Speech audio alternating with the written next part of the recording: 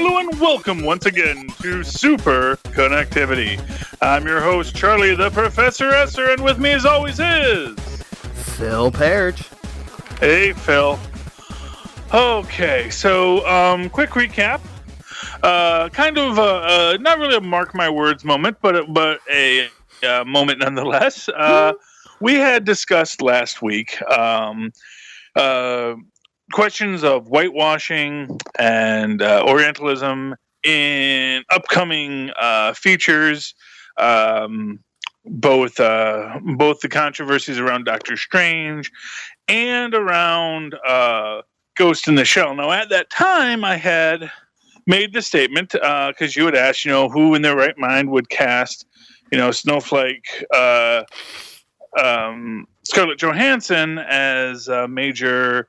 I forget the name, but it is a very Japanese name. So, for everything I said about it being ethnically ambiguous, when you got to the people's names, it was like, well, it wasn't exactly Fred Smith.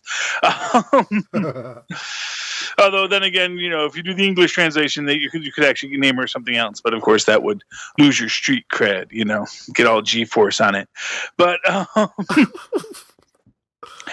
anyway. But I had made the mention that, that from a pure business perspective, and that, from a pure business perspective, that makes perfect sense because Scarlett Johansson checks all these boxes, opens strong, and that, I'm sure that a lot of Sony executives, Japanese Sony executives did not see a problem when Scarlett Johansson doing this. And as it turns out, in the news today, well, not today, but this week, several executives of the media company, which owns the rights to it, which is a Japanese media company, basically said, no, first off, they said, look, it's a Hollywood production. We assumed it would be a white actress playing that role. It's a Hollywood film. If a Japanese company did it, sure, we'd do that, but then it wouldn't be a Hollywood film. And the whole point is which is an interesting tack in it, is this idea like, look, we want to have that big market, and that big market is Hollywood, and that Hollywood, casts white people, which is at once both kind of sadly racist and business-wise true, and maybe even insidiously, problematic.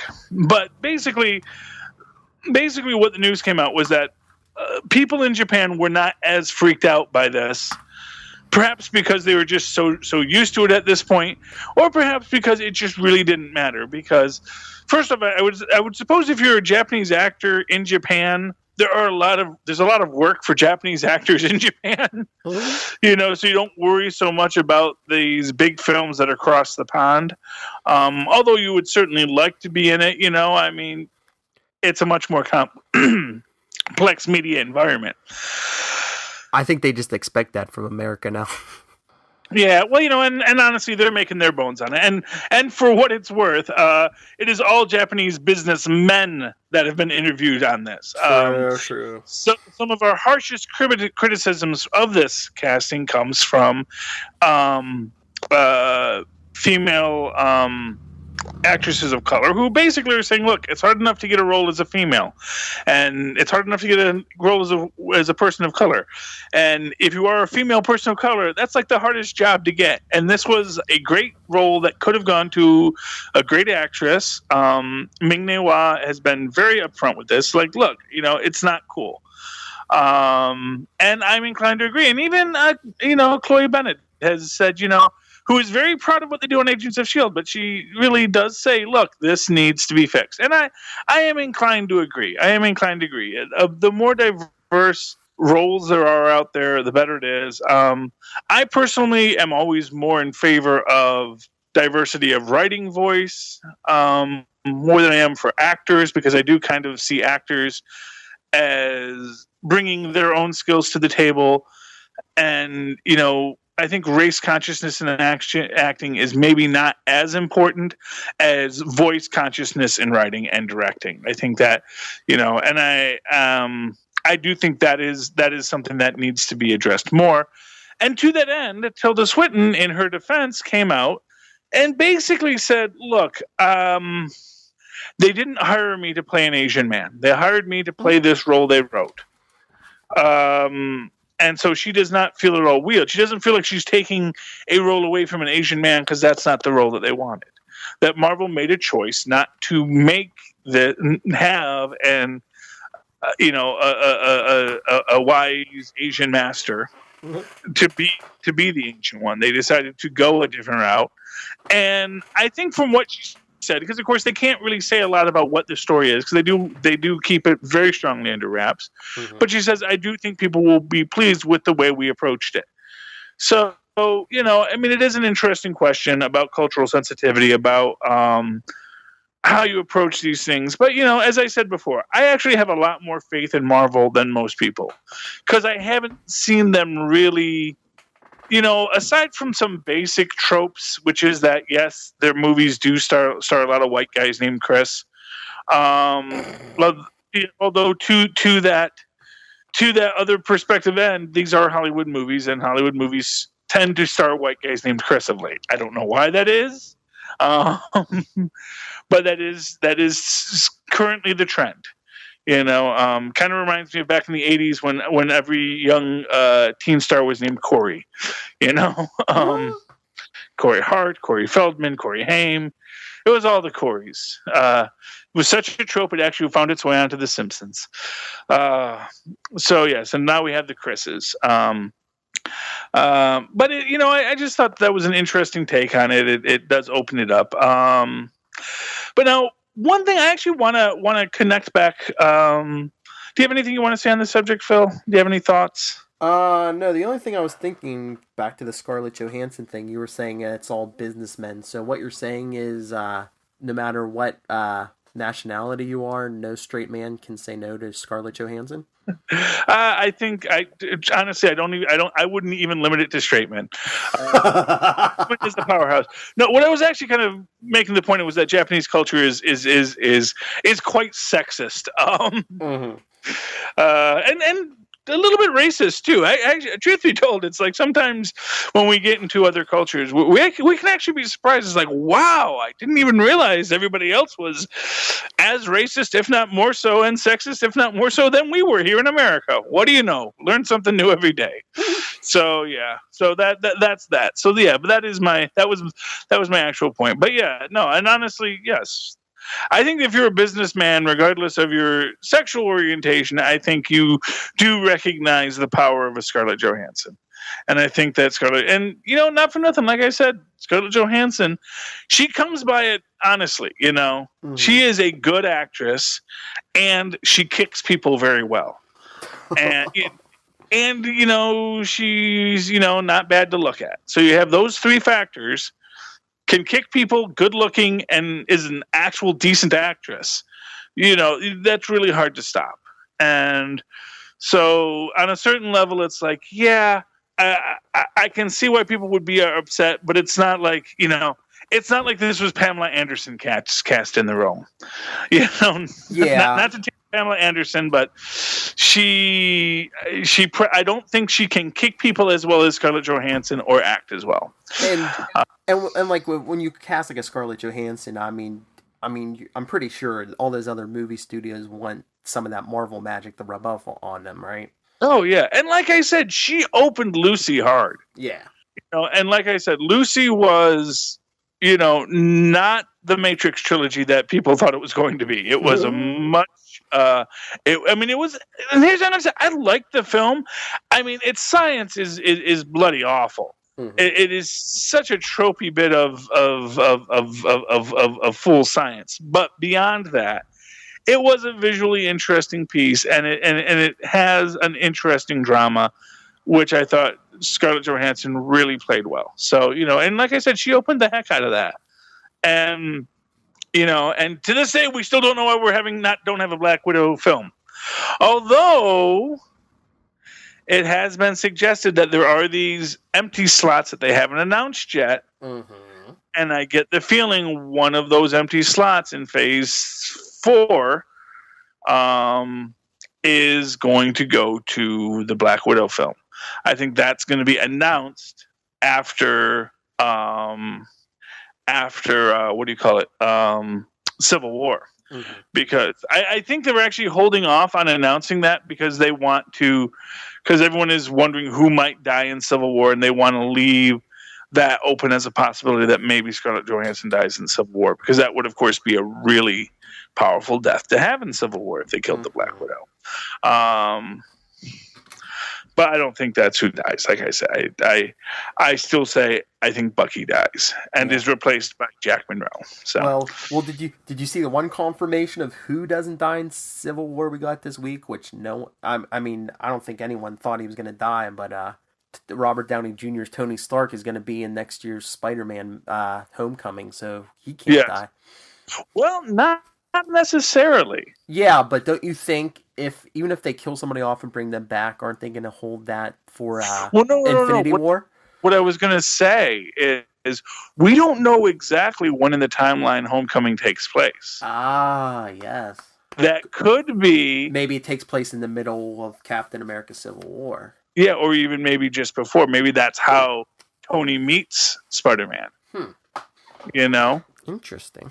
Yeah, well, that was something I was thinking. I was like, well, they don't necessarily, just because Robert Downey Jr. is in it doesn't mean that this is happening after Civil War. It's shot after Civil War, but then again, First Avenger happened after everything too, and that predates everything. So yeah, but I'm pretty sure they're not killing off Robert Downey Jr. At least not yet. Yeah. Well, yeah, but I do wonder if it will be a earlier storyline, simply because they do state that this is the high school storyline. Mm-hmm.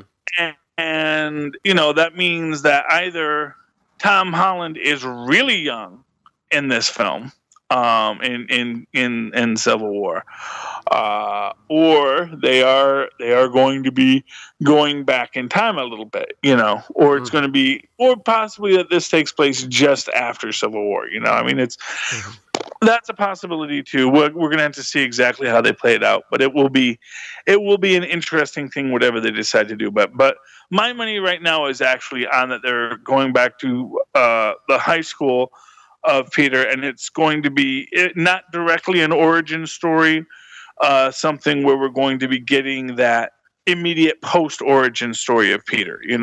Yeah. So it's not Amazing Fantasy 12. It's 15. Amazing Spider-Man 15. Sorry. Yes.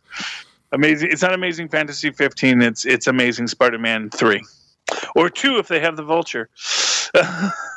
Oh, did you see that other bit of news? I guess Michael Keaton isn't going to be the villain now. Yeah, he's apparently walking away. Well, it is a very difficult choice to make. Especially for a guy like Michael Keaton. He just did Birdman, where they very much play on this idea that he was this guy in a superhero film. And especially going from Birdman to the Vulture, I can see how that maybe... I could see some worry on that. And also, at the end of the day, maybe they didn't meet his price, Mm-hmm. And maybe he has some other thing, because that's the thing. Like Michael Keaton, it's nice to get paid, $1 million to show up. But it's good also when you're in this position where you don't have to take that $1 million job just because it's $1 million job. Yeah. And I gotta assume Michael Keaton's somewhere in that he's in a place. He's got all these accolades after Birdman, and and it does come into this question: does he? And he has the Ray Kroc story coming up, which people are saying looks really good. So it could be. It's an interesting choice. Now I've heard that there's a lot of possibilities of who it could be, who they might replace him with. I've actually heard some rumor that they're talking to Jeff Goldblum, who also might make an interesting character, especially if they go with that Vulture. I've always liked Jeff Goldblum as an actor, so I think that could be very interesting. Oh yeah. And he already played The Fly. Yes, he did. And Jeff Goldblum's not quite in the same position to walk away from a film. Nothing against Jeff Goldblum, but Jeff Goldblum, he's had a complex and storied career, although he does have Independence Day coming up, so it's not like he's totally hurting. And he did say he's thinking that I guess there's talks he might come back for the next Jurassic World story too, reprising his role. So that might be interesting. But then, of course, in that case, then he actually, has a tie with Chris Pratt back to the Marvel Universe. So we'll have to see, because that is one thing you notice about the Marvel Universe is people do tend to, talk to each other and get their buddies jobs. And to that end, do we see who wants to be in either this or the next Doctor Strange film? I don't know if I saw this. Who? Tom Hiddleston. He's actually a very good friend of Benedict Cumberbatch and possibly recommended Benedict for the role. And he said, I would love for Loki and Doctor Strange to throw down. That he thinks that would be a great dynamic. And you can totally see the idea of Loki and Doctor Strange, getting into it. I could absolutely see that. And so that would be very, very interesting. That's interesting. There's a lot of great things happening at Marvel right now. There is talk that we are getting the Giant Man, or at least a giant-sized Ant-Man in Civil War. I'm sure it might occur, although because we do know that's something that the Pym Particles can do.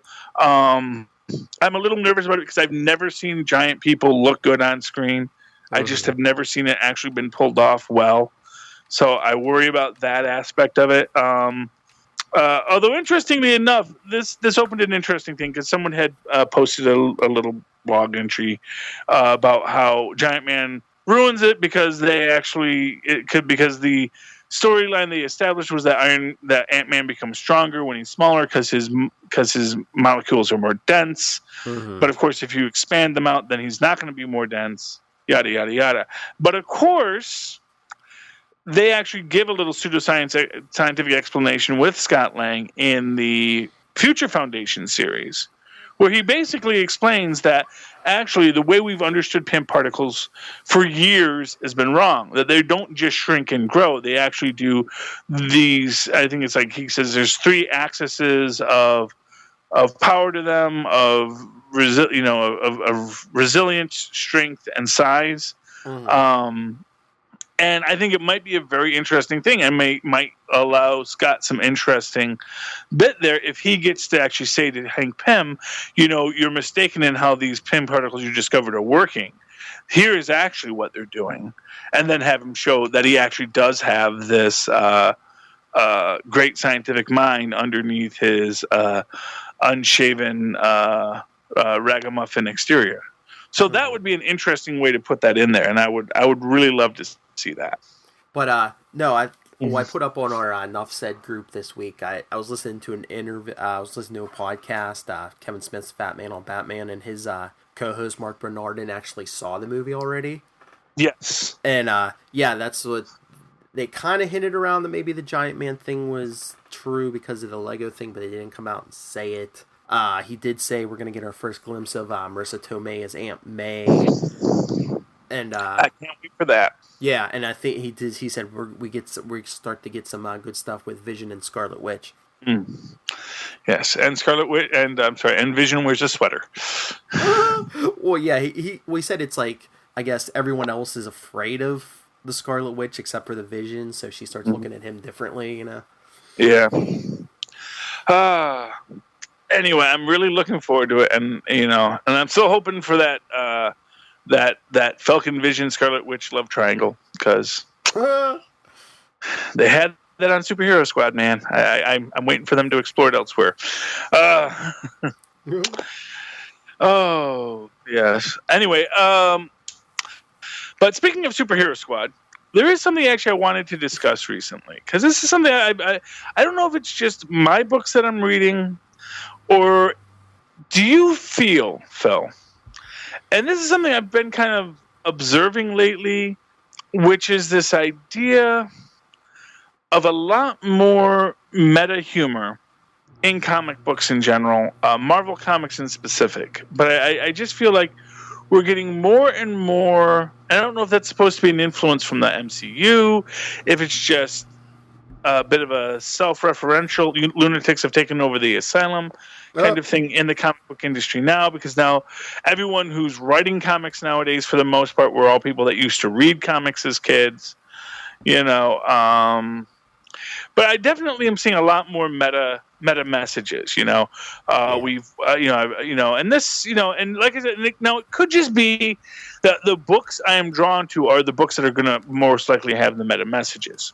Because I do love that, but I do see that in books like the New Avengers, which don't, even though they have Squirrel Girl in it as a team member, don't need to be a meta book, and yet they do a lot of little fun references with, some odd little meta programming, like, for example, referring to the American Kaiju as Todd Ziller, titling the issue Up from the Depths, and doing a lot of little asides in the word bubbles, that kind of lighten the air of the book. And then, of course, just recently in Captain America, we had a similar thing where Kraven the Hunter, in order to capture Kobik, essentially in classic Hostess style, baits a trap with snack cakes. And really, that's what I was waiting for him to do. That I was waiting for it to be Hostess fruit pies. No little girl can resist Hostess fruit pies. And it wasn't quite that far, but he does, set out cakes and tea. Because a little girl is going to be attracted to the idea of a birthday party. And it makes sense in concept, but it is such a winking, joking approach to both the character and the scene that you got to go, what really are we doing here? And I do see this very self-aware nature in comic books getting repeated over and over again. And of course, I had mentioned that, with Deadpool on the Unity Squad, Squirrel Girl on New Avengers, Spectrum, the former Captain Marvel on A-Force. And A-Force, again, also does some interesting things.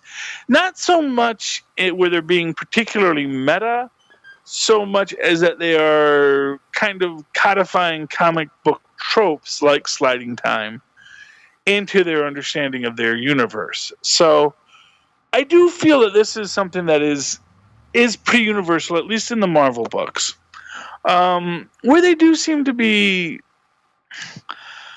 I don't want to say not taking their material seriously, but approaching their material in a much more jovial and self-aware manner. Almost like they're making fun of themselves. Almost, yeah.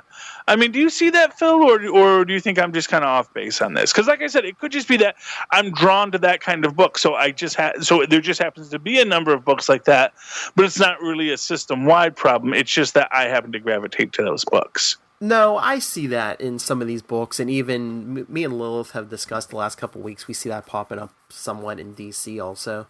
Yeah. Like if something gets like universally panned or something, a couple weeks or months later, they'll go all meta on themselves and kind of poke fun at themselves.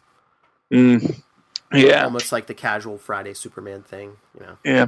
Well, it strikes me that, there was that, this kind of a meta reference book has always been around. I mean, and, really, the Detroit Justice League, very, very meta in the way they approach their superheroing. Of course, you do the straight up fourth wall breaking of She-Hulk and, and of course, all the way back to Howard the Duck, who was, his first very meta character. Oh, that was another thing. Speaking of getting meta, they make the reference in the interstitials in that book. But again, you expected there where someone says, yeah, that's right, we might just kill off, wouldn't it be funny if we just killed off Howard the Duck in this issue?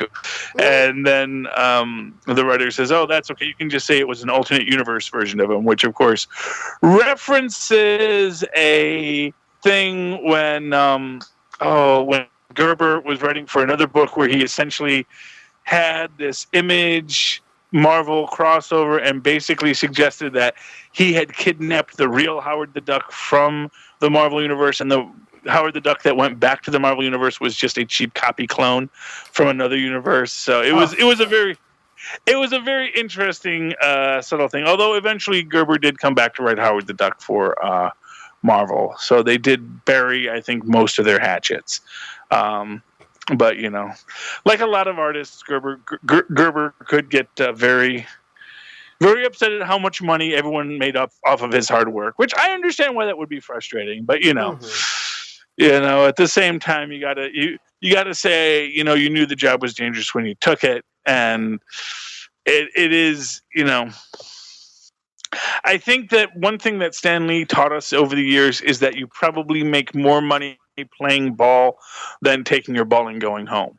Yeah. Because other people have balls, That's the thing. It's like, I'll take my ball and go home. Okay, well, we'll just use a different ball, and there we go. And if you go along with it, you can, you might have to compromise here and there, but maybe you're going to make more of that money and get more of that recognition that you are looking for. But of course, that can be hard to do that hard schmoozing. Mm-hmm. Everyone thinks schmoozing is easy. It's not. Because clearly so many people are really bad at schmoozing. But not Stan Lee. He's the master of it. Mm-hmm. Oh man. Yeah. Stan Lee's still with us, thank goodness. I really hope he makes it out of 2016 because I know. This has been a rough year, man. Rough year.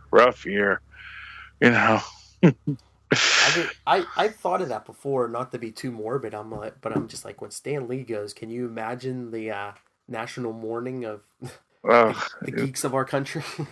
Yeah, well, Well, here's what I'll say about that is that there's going to be more than enough geeks who are gonna speak their mind to not be reverential, because it's the internet, and nobody wants to.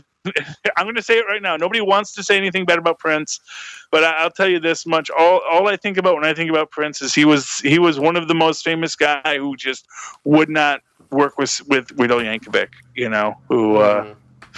And I don't think Weird Al Yankovic would ever say anything ill about the guy, because obviously Weird Al Yankovic would not have wanted to work with him if he did not respect the work he was doing, did not feel that this was culturally important and significant and worthy of the Weird Al Yankovic treatment. But on another level, I do feel that Prince did not respect Weird Al Yankovic, who I think is really one of the great artists of my era, of my world, So, everyone else, they will cry about Purple Rain. I'm gonna sit there and say, well, it's no Frank's 2,000-inch TV. That's art, or Skipper Dan, man. That, to me, that is like one of the greatest songs ever written. Skipper Dan. Oh, such a sad moment. That one just speaks to me because I used to fancy myself an actor too, and So you're comparing Weird Al to Prince. Yeah. All right, everyone. For Prince, quite frankly. Everyone, that's at Charlie Esser on Twitter. His views do not are not the views of the Nuff Said Corporation. Well, all I'm saying is, man, I was listening to all the tributes, and everyone was like, look at all the and here's all the credits of Prince and his album. I go, oh yeah, that looks like one of Weird Al Yankovic's albums. That Weird Al, composer, writer, lead accordion, background keys, and front vocals and backup vocals. Weird Al Yankovic is a genius, and he will be recognized as such. You watch. But he does comedy, and nobody respects comedy. It's, and this was, when Gary Shandling passed away, and I, as I said, for me, that was, for all of the ways that people felt about like Lemmy or Bowie or Prince, that's how I felt about Gary Shandling. It's like, just because you're doing comedy doesn't mean that this is not high art. I'm not a music nerd. I like music. Music is great, but I'm not a music nerd, and so my nerdery isn't going to go, oh yeah, that was the music I was listening to at this point in my life. Because it wasn't. It was never that music. That music never. The soundtrack to my life was always stories and laughter and people who played with words and showed the absurdity of life through words. that is what is my world. So when we lose a guy like Gary Champ, when God forbid we ever lose Stanley or Mel Brooks, or any of these truly great icons, those are the guys that I'm going to be broken about. But at the same time, when we lose them, I'm going to laugh too, because that's the time. That's what they would want you to do, is to laugh, to find the humor in their existences. And I guess, to me, Prince was kind of a pretentious guy, wanted the whole world to call him a symbol, and to me, it's like, really, we're just going to gloss over this stuff. We're going to gloss over, yeah, he was a great artist and he did a lot of great things, but, he was also a bit of an absurd character. Let's call a shelter from an entrenching tool. He was an absurd fellow. Yeah, but that always happens in death. People only see the best side of people, and I think people are honoring his body of work more than the actual man himself right now. And that's not to take away from his body of work. I do think the man was a musical genius. I do think the man really deserves all the respect he's getting. But like I said, I guess because that's not who I am, it's a different place for me. Oh yeah. If you'd like to write to me, death threat should go directly to superconnectivityblog at gmail.com. That's superconnectivityblog, all one word, at gmail.com. Send no death threats to any other Southgate Media email address. Thank you. I wasn't even going to get out of the Prince thing, but well, you know what? By the time this airs, people will have calmed down a bit, and you'll actually start to get the negative backlash on Prince. So I might just seem like, how prescient he was, and by then, some other celebrity might die and knock him off the front page. Like, my friend made the kind of sad comment, like, man, poor China can't catch a break.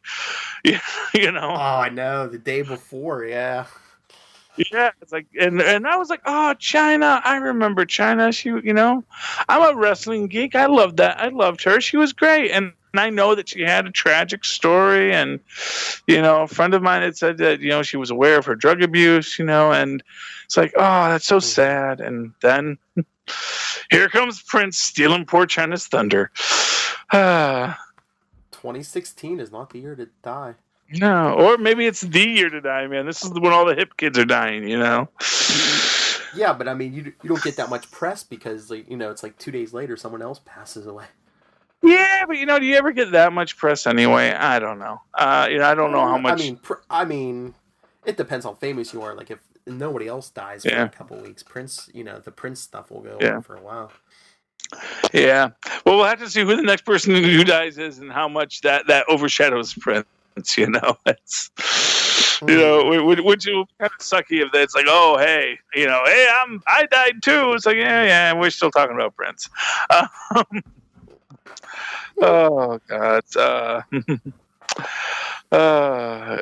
Stick with it, Stanley. Oh, and speaking of people who saw Civil War, I actually know someone who saw Civil War, and I could not be more jealous of him because he's a friend of mine, an acquaintance. Well, I like to think of him as a friend, but we've been to Burning Man together. We did some projects together a while ago by the name of Jason Benjamin.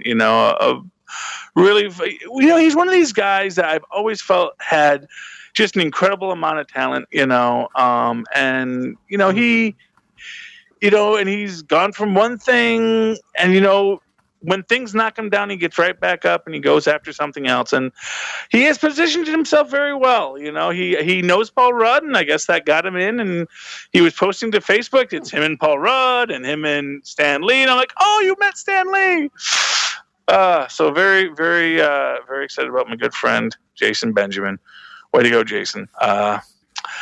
And so that was as close as I got to the premiere. I knew a guy on Facebook who was there, so I can't wait, man. It is just, I kind of wish that Marvel, when DC moved it, if they had just moved it right back to, because honestly, I think we needed to have Civil War right now. Although I think that Disney didn't want to step on Jungle Book, so they let Jungle Book be here now, and which is yeah, totally dominating. And I'm gonna see that yeah, on Sunday and that's with the kids. So